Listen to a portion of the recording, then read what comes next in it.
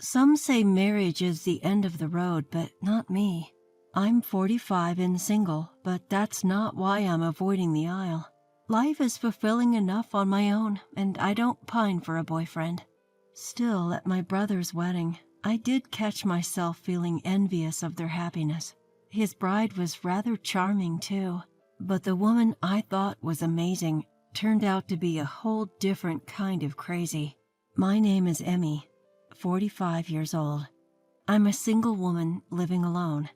I may have given up on marriage, but not on life itself. Work is going well. I have a solid circle of friends, and life is good, all things considered. One day, a married friend asked, "What's your plan for old age?"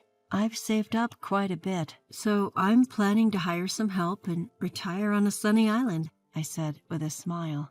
You would, my friend replied, laughing. I've paid off my house, and I've been reevaluating things like insurance to prepare for my future. For now, I've got no worries. I have my mother and an older brother, Aiden, in my life. Dad passed away 5 years ago, but Mom is still going strong at 70. Aiden is happily married. They had their first child 5 years ago and welcomed their second last autumn. Both are boys. Aiden is pushing 47, but his wife Lindsay is younger and seems to have no issues with childbirth. And my mom, who used to nag about me getting married and giving her grandkids, has backed off, probably thanks to the grandchildren from Aiden's side. I guess she's just given up on me. Sorry, but I've chosen a career-focused life. I'd appreciate it if you'd just spoil my nieces and nephews. Mom and Aiden seem so happy. As for me, I'm living the dream on an island down south. Life is great, except for one little problem. Lindsay, my sister-in-law. Lindsay is 12 years younger than Aiden and 10 years younger than me. Despite that, her attitude towards me is downright unbelievable. It all began 3 years ago, when my brother and his wife had their first child. I gave them a baby gift. Instead of saying thank you, Lindsay had the audacity to say this. Think giving us a gift will set you up for the future, Emmy? What? What are you talking about? Confused, I replied. She snorted and continued. Don't play dumb. You're hoping to rely on our kid in the future, aren't you? Oh, no thanks. What? I was just puzzled. What was she getting at? Just to be clear, I didn't have this kid to take care of you in your old age, so don't expect anything. Right. All I did was give a baby gift, right? I didn't say anything like that. What was she going on about? Frustrated, I mentioned it to Aiden. He called Lindsay for a discussion. Lindsay, Emmy just gave us a baby gift, okay? I'd understand if you were thankful, but why did you lash out at her? She blushed with anger and retorted. Emmy wants to rely on our child for her future. She's just trying to save money on caregivers. No. I simply gave a baby gift because Aiden had a cute child. Aiden was livid. Enough. Emmy never said any of that. She just gave us a baby gift because she's happy for us. That's it. So you're taking her side because she's your sister? That's not fair. She glared at me. I got yelled at because of you, Emmy. How are you going to make it right? You owe me. What? Suddenly accused, I can't help but turn serious. I was planning to keep quiet, but being misunderstood like this will just cause more problems. Listen, Lindsay, just like Aiden said, I only gave the baby gift to celebrate. No ulterior motives. Don't lie. I have good instincts. Whatever you think, it's not true. I'm planning to live alone in a distant place when I'm older. I'll be fine. You'll say that now, but you'll manipulate our kid to take care of you later. I've no plans to rely on my nephew. Lindsay kept ranting like a mad dog. She was beyond reasoning. I decided I wanted nothing to do with her. However, a few days later, Lindsay called to apologize. It seemed both Aiden and her parents had scolded her, and she was behaving meekly. I'm truly sorry for what happened, Emmy. Maybe it's just postpartum stress. I can't speak from experience about childbirth, but it seems that some women may view everyone around them as a threat right after giving birth. Is it some kind of innate parental defensive mechanism? They can often overreact, causing inconvenience to those around them. I told her, it's okay. You must be tired too. Just be careful from now on, and chose to forgive her on the spot. I only meet up with my brother's family during New Year's holidays or special events at our parents' house, but keeping good relations doesn't hurt. After that, I gave gifts to my nephew on his birthday and Christmas. Despite maintaining this relationship, when Lindsay had her second child last fall and I gave her another baby gift, she snapped at me again. This time she said, "Emmy, don't you think now there are two people for you to take care of? You're not considering adopting one, are you?" "What do you mean?" "Don't ever think such nonsense. Both are my precious children and I will never give them to you." "No, I wasn't thinking that. Don't think giving a gift gives you any control. I will never give my children to you," she screamed at me. This was a replay of that stressful experience and it gave me a headache. Is she bringing up that old issue again? Just like last time, she complains to me about her own delusions without any gratitude. Of course, this time Aiden mediated again. "Hey, Lindsay, you're still saying that? You already caused Emmy enough trouble last time." Lindsay glared at Aiden. "Aiden, are you planning to ruin our children's lives by letting a single woman take care of them? That's disgraceful." "Come on. Emmy would never do that. Enough. Just be quiet." I left the arguing couple and hurried home. I don't want to get caught in such trouble every time she gives birth.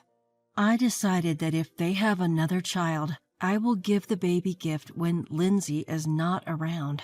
A few days later, just like before, Lindsay called to apologize, but I had no intention of forgiving her. "In the end, you and I are like oil and water. We will never get along. Let's never meet again. Goodbye." I said this over the phone and hung up without waiting for her response. I'm a 45-year-old single woman. I know society doesn't look kindly on that, and I do worry about my future. That's why I'm preparing now, planning to live alone without bothering my family.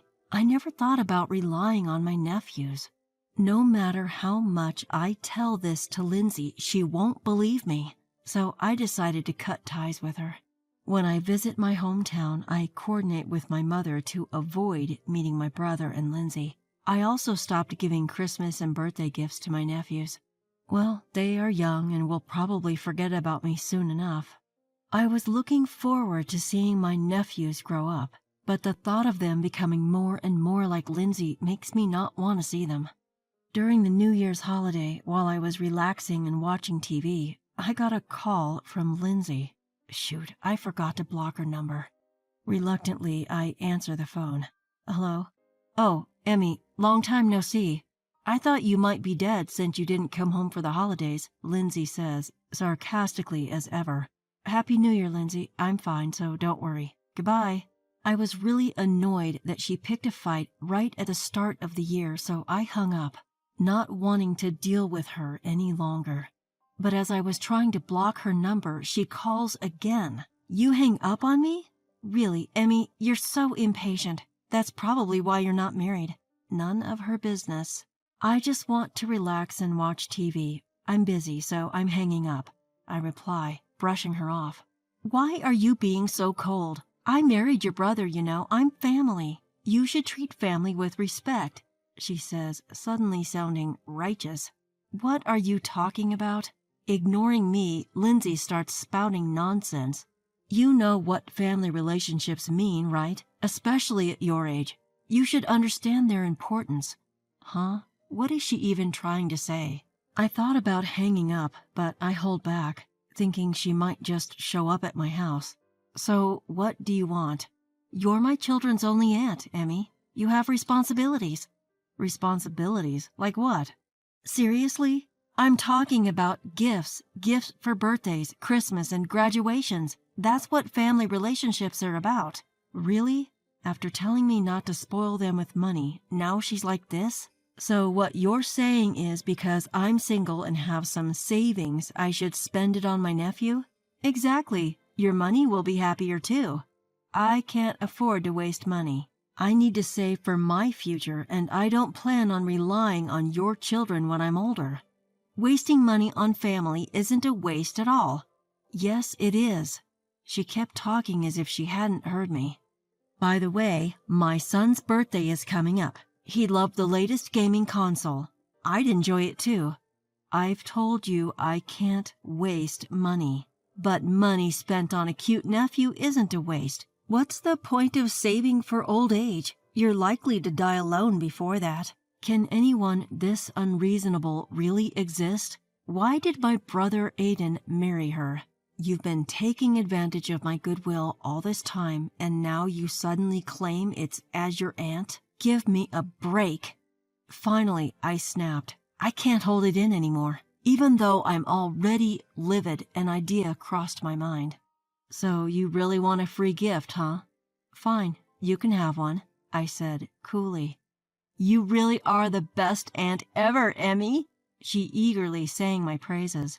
So what kind of gift are you giving me? I'm thinking about the latest gaming console or maybe even a trip abroad.